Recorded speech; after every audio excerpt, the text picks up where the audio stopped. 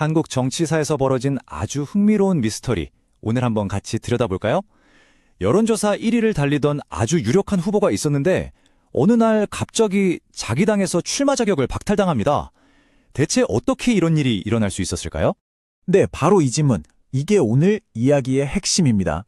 민심, 그러니까 여론의 지지를 받던 후보와 그 후보가 속한 당의 결정이 정면으로 부딪힌 이 사건, 과연 그 배경에는 어떤 이야기가 숨어 있었을까요? 자, 사건은 이렇습니다. 아주 간단해요.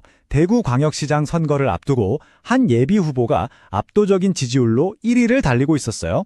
그런데 2026년 3월 23일 소속 정당인 국민의힘 공천관리위원회가 아무런 설명도 없이 그녀를 경선에서 배제시켜버립니다. 이른바 컷오프죠. 자, 이 미스터리를 풀려면요, 먼저 이야기의 중심에 있는 이진숙 예비 후보가 어떤 인물인지 알아볼 필요가 있습니다. 그녀의 과거 이력을 보면 이번 사건을 이해하는데 아주 중요한 열쇠가 되거든요. 지금 보시는 이 말이 그녀가 어떤 사람인지 딱 보여주죠. 비처럼 쏟아지던 공습을 뚫고 살아나왔다. 근데 이게 그냥 멋있으라고 하는 말이 아니에요. 진짜로 전쟁터를 누볐던 종군 기자 출신이거든요. 바로 이런 경험 때문에 권력 앞에서도 당당하게 맞서는 파이터 기질이 몸에 배었다. 이렇게 스스로 말하고 있습니다. 경력을 좀 보세요. 정말 독특하죠? 1991년 걸프전, 그리고 2003년 이라크 전쟁 때에 2번이나 세계에서 가장 위험하다는 바그다드에 직접 들어가서 현장을 취재했습니다. 그러다 나중에는 방송통신위원장이라는 아주 높은 공직까지 지냈고요. 이제는 정치에 뛰어든 겁니다. 전쟁터에서 정부기관장, 그리고 시장 후보까지 정말 범상치 않은 길을 걸어온 인물이죠. 그렇다면 이런 경력을 가진 그녀가 왜 대구시장이 되려고 했을까요? 그건 바로 지금 대구가 처한 현실 때문이었습니다. 30년 동안 계속된 대구의 쇠퇴를 이제는 끝내야 한다. 그러면서 새로운 비전을 들고 나온 거죠. 여기 보시면 대구의 상황이 한눈에 보입니다. 한때 대한민국 산업을 이끌었던 그런 자랑스러운 도시가 지금은 30년 넘게 1인당 지역 내 총생산이 전국 꼴찌라는 이런 안타까운 현실에 처해 있습니다. 이진숙 후보는 이런 대구를 향해서 자존심은 하늘을 찌르는데 배선 꼬르륵 소리가 난다. 과거의 영광을 팔아서 현재를 겨우 버티고 있다. 이렇게 아주 날카롭게 진단했어요. 그래서 그녀가 내놓은 해법이 뭐냐? 바로 이 3대 혁명이라는 겁니다.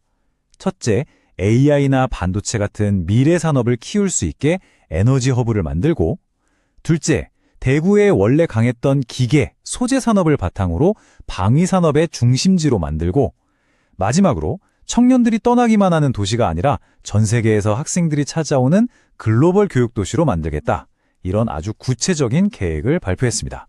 자, 다시 이야기의 중심으로 돌아와 보죠. 이렇게 확실한 비전을 가지고 지지를 얻고 있던 그녀를 당은 대체 왜 배제했을까요? 진짜 흥미로운 건 말이죠. 바로 당의 결정이 나오고 난 직후에 공개된 데이터입니다. 네, 바로 이 타이밍이 기가 막힙니다. 3월 23일에 컷오프가 발표됐는데 공교롭게도 바로 그 직후에 실시됐던 여론조사 결과가 공개된 거예요. 자, 보통 이렇게 되면 지지율이 뚝 떨어지기 마련인데 과연 결과는 어땠을까요? 보세요. 25.5%. 바로 이 숫자입니다. 이게 바로 경선에서 배제된 이진숙 후보의 지지율이었어요. 당으로부터 말 그대로 정치적 사망 선고를 받은 건데 그 직후에도 모든 후보를 통틀어서 여전히 1위였다는 거죠. 자, 이 그래프를 한번 보세요. 상황에 한눈에 들어오죠. 이진숙 후보가 25.5%로 선두를 달리고 있는데 다른 후보들은 15.2%, 11.2%, 2위하고도 10%포인트 이상 차이가 나는 그냥 압도적인 1위였습니다. 이 데이터 하나만으로도 민심은 나를 원했다는 그녀의 주장이 아주 강력한 힘을 얻게 된 거죠. 아니, 이게 더 놀라운데요. 자신을 배제한 국민의힘 지지층 안으로 들어가 보면 격차는 아예 그냥 압도적입니다. 이진숙 후보 지지율이 무려 35%, 2위 그룹과는 2배 이상 차이가 나요. 상황이 이런데도 당은 대체 왜 그녀를 잘라냈을까요? 이 지점에서 미스테리는 점점 더 깊어집니다. 이렇게 압도적인 여론조사 결과를 손에 쥔 이진숙 후보. 그렇다고 가만히 있을 그녀가 아니었죠. 바로 기자회견을 열고 당의 결정에 정면으로 반격에 나섭니다. 기자회견에서 아주 단호한 목소리로 당을 비판했습니다. 이건 나 개인에 대한 모욕에서 끝나는 게 아니다. 나를 지지해준 대구 시민 전체에 대한 모욕이다. 그러니까 이 프레임을 나와 당의 싸움이 아니라 당과 대구 시민의 싸움으로 만들어버린 거죠. 전선을 확 넓힌 겁니다. 그녀의 주장은 아주 명확하고 날카로웠어요. 첫째, 왜 1등 후보를 탈락시켰는지 납득할 만한 이유를 대라. 이건 민주주의에 대한 배신이다. 둘째, 이건 중앙당이 대구 시민들을 무시하고 있다는 증거다. 흔히들 말하는 막대기만 꽂아도 당선된다는 그 오만한 생각을 스스로 증명한 꼴이다. 그러면서 컷오프 결정을 다시 생각하라고 강력하게 요구했습니다. 자, 이렇게 되면서 상황은 여론조사 1위 후보가 자신의 당을 향해 공개적으로 전쟁을 선포하는 한 치 앞을 모르는 정면 충돌 국면으로 접어들었습니다. 시민의 지지를 등에 업은 한 개인과 그를 내치려는 거대 정당의 힘겨루기가 시작된 겁니다. 결국 이 대구에서 벌어진 사건은 우리 모두에게 아주 근본적인 질문 하나를 던지고 있습니다. 정당 민주주의에서 과연 당의 결정이 먼저일까요? 아니면 여론조사로 나타난 시민들의 마음이 먼저일까요? 당의 선택과 사람들의 선택이 이렇게 다를 때 우리는 과연 누구의 목소리를 따라야 하는 걸까요?